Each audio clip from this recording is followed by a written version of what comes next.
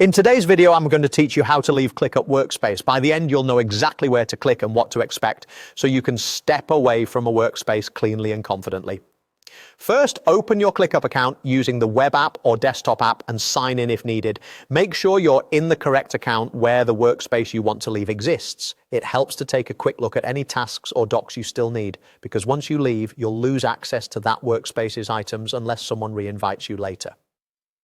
Next, click your workspace selector. You'll usually find this near the top left of the interface, showing the name or icon of the workspace you're currently in.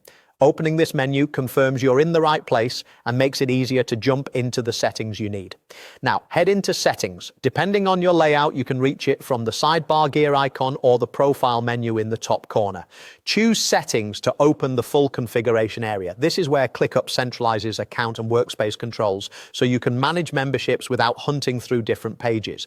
Inside Settings, look for the Workspaces section. This view shows all the workspaces you're part of under the current account. It's a good moment to double check that you're leaving the correct one, especially if you belong to multiple workspaces with similar names. Select the workspace you previously joined that you want to leave. Before moving on, consider any implications. You'll immediately lose access to tasks, docs, dashboards, and chat within that workspace, and you'll stop receiving notifications from it. If you're responsible for anything critical, coordinate with an admin or teammate first. If you happen to be the only admin, you may need to hand off admin rights before leaving. In the workspace details, click Leave. A confirmation prompt will appear. Click Leave Workspace to finalize. If the button is disabled or you see an error, that typically means extra permissions are required or there's an admin-related restriction. In that case, contact a workspace owner or admin to remove you.